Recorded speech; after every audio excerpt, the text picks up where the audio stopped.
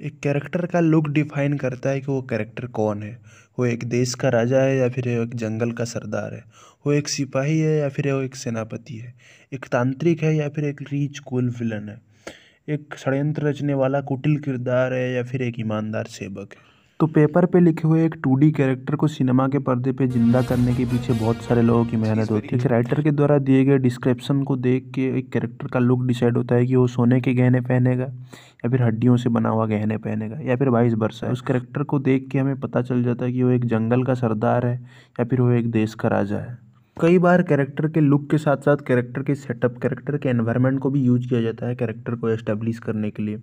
उसी सेटअप की वजह से कई बार जो कैरेक्टर्स होते हैं वो हमें यूनिक लगते हैं और वो बाद में मेमोरेबल कैरेक्टर्स बन जाते हैं। जैसे कि आपको अगर मोगेम्बो याद होगा, साकाल याद होगा या फिर डॉक्टर डैन याद होगा, तो उनका जो सेटअप था बहुत ही यूनिक वे में, स्टाइलाइज्ड वे में दिखाया गया था, जो हमें देखने में बहुत ही कूल और हॉरिफाइंग लगता था। वहीं कुछ सेटअप्स कैरेक्टर को पावरफुल दिखाने के लिए या फिर कैरेक्टर को मजबूत दिखाने के लिए या फिर जो कैरेक्टर्स हैं उनके जो कैरेक्टर ट्रेड्स हैं उसे एक्सप्लेन करने के लिए, उसे ऑडियंस तक पहुंचाने के लिए यूज किया जाता है। पर मेनली ये सेटअप कैरेक्टर के वांट्स और नीड्स को सीन में इंटीग्रेट करके बिल्ड किया जाता है, जिससे हमें एक 3D कैरेक्टर देखने को मिलता है।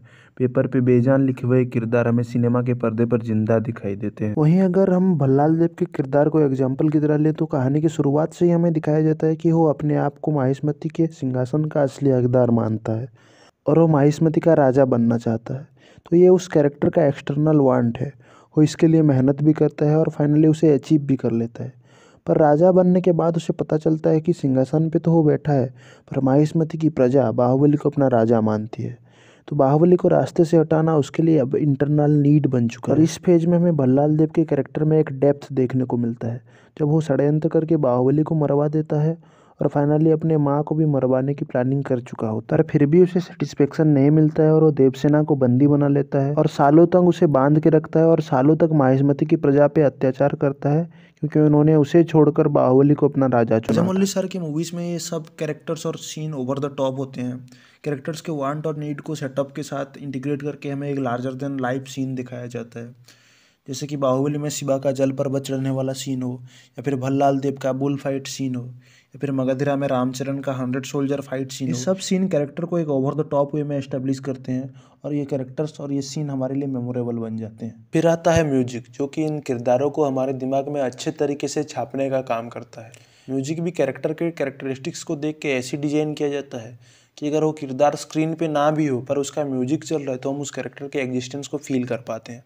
अगर आपने एलसीयू की मूवीज़ देखी होंगी तो वहाँ पे अलग अलग किरदारों को उनका अलग अलग सेपरेट बीजीएम दिया गया है और यही बीजीएम्स उन कैरेक्टर के लिए एक नीडल ड्रॉप की तरह काम करते हैं। और एक छोटी सी चीज़ है जो स्क्रीन पे, सीन पे और कैरेक्टर डेवलपमेंट पे आइस ऑन द केक का काम करती है, वो है प्रॉप्स एंड सिम्बोलिज्म।